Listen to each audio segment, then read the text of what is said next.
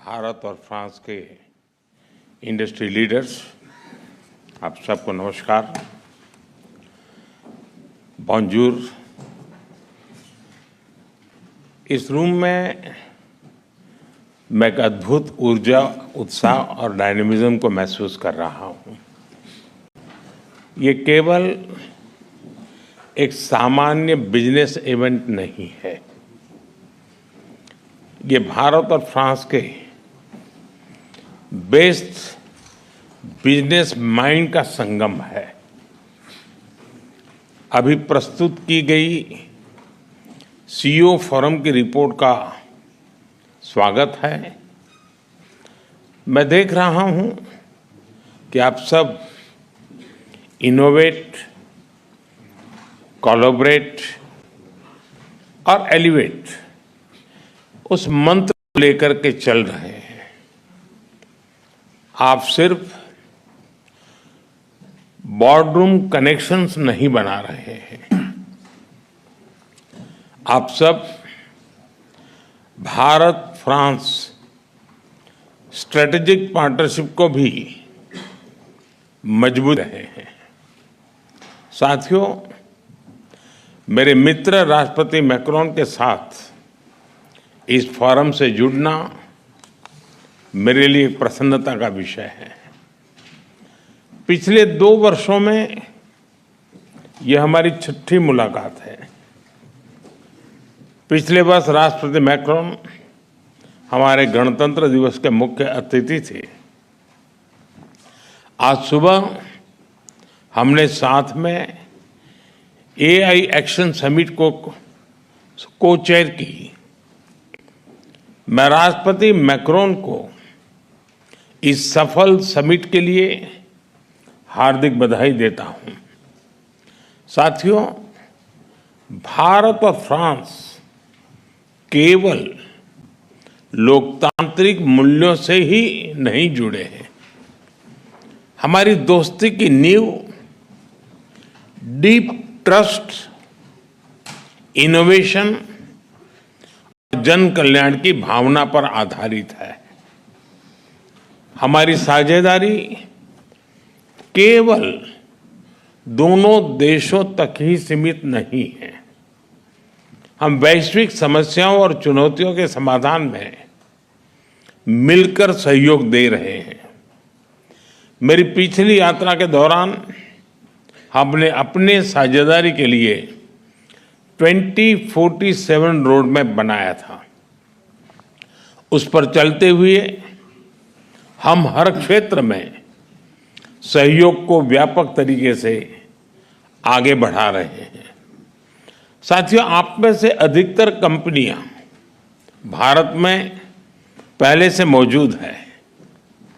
Aerospace, ports, defence, electronics, dairy, chemicals और consumer goods जैसे अलग अलग क्षेत्रों में आप सब हैं और काफी एक्टिव है। कई सीईओ से मुझे भारत में भी मिलने का अवसर मिला है। भारत में बीते 1 दशक में जो बदलाव आए हैं उससे आप भली भांति परिचित हैं। हमने एक स्टेबल पॉलिटी और प्रिडिक्टेबल पॉलिसी, ये इकोसिस्टम स्थापित किया है।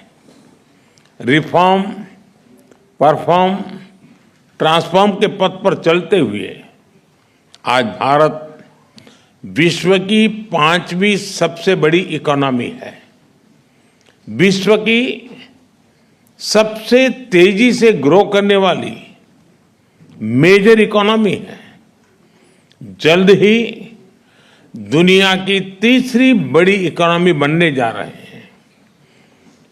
भारत की स्किल्ड युवा टैलेंट फैक्ट्री और इनोवेशन स्पिरिट वैश्विक पटल पर हमारी पहचान है। आज भारत तेजी से पसंदीदा ग्लोबल इन्वेस्टमेंट डेस्टिनेशन बनता जा रहा है। हमने भारत में एआई, सेमीकंडक्टर और क्वांटम मिशन लॉन्च किए हैं। डिफेंस में हम make in India and make for the world को प्रोत्साहित कर रहे हैं।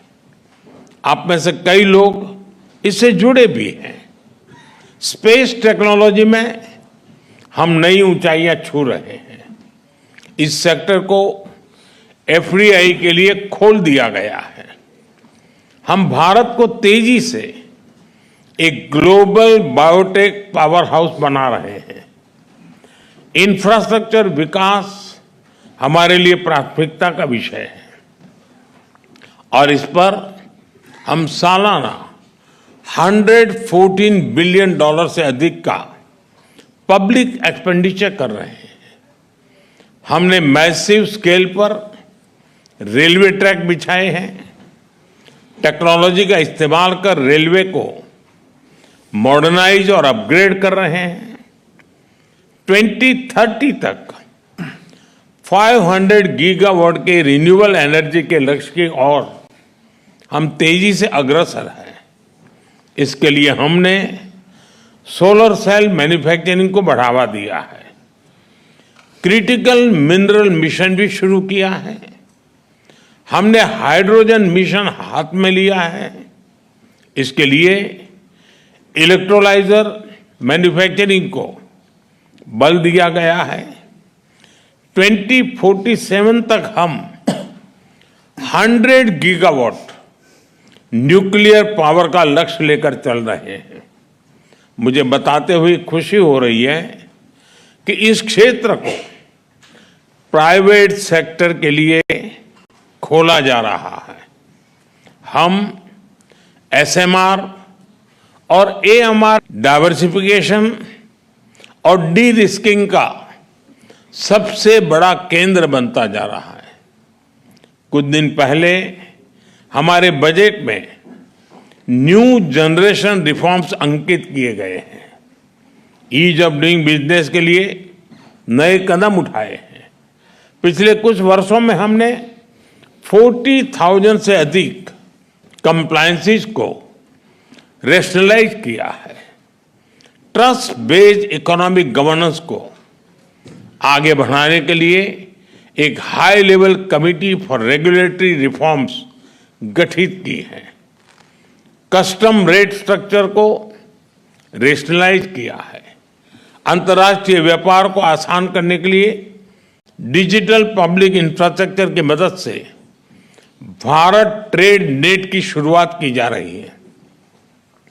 ईज ऑफ लिविंग की दिशा में नया सिंप्लीफाइड इनकम टैक्स कोड हम ले आ रहे हैं। नेशनल मैन्युफैक्चरिंग मिशन की घोषणा की है और नए सेक्टर्स जैसे कि इंश्योरेंस सेक्टर को 100% एफडीआई के लिए खोल दिया गया है।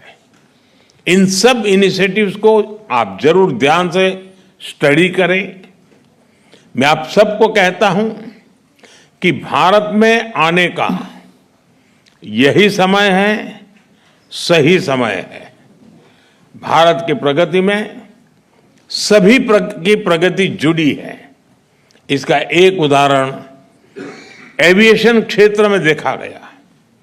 जब भारतीय कंपनियों ने हवाई जहाजों के लिए बड़े ऑर्डर्स दिए और अब जब हम 120 नए एयरपोर्ट्स खोलने जा रहे हैं तो भविष्य की संभावनाओं का आप स्वयं अंदाजा लगा सकते हैं। साथियों, भारत के 1.4 बिलियन लोगों ने 2047 तक विकसित भारत का संकल्प लिया है। चाहे डिफेंस हो या एडवांस टेक्नोलॉजी, फिनटेक हो, फार्मा, टेक हो या टेक्सटाइल, एग्रीकल्चर हो या एविएशन, हेल्थ केयर हो या हाईवेज, स्पेस हो या सस्टेनेबल डेवलपमेंट, आप सभी साथियों के लिए इन सभी क्षेत्रों में इन्वेस्टमेंट्स और कोलैबोरेशंस की अनेक संभावनाएं हैं। मैं आप सभी को भारत की विकास यात्रा से जुड़ने के लिए आमंत्रित करता हूं। जब फ्रांस की फिनेस और भारत का स्केल मिलेगा, जब भारत का पेस और फ्रांस का प्रिसिजन मिलेगा, जब फ्रांस की टेक्नोलॉजी और भारत का टैलेंट मिलेगा, तो सिर्फ बिजनेस लैंडस्केप ही नहीं, ग्लोबल ट्रांसफॉर्मेशन होगा। एक बार फिर अपना कीमती समय निकालकर यहां आने के लिए आप सभी का बहुत बहुत धन्यवाद करता हूं।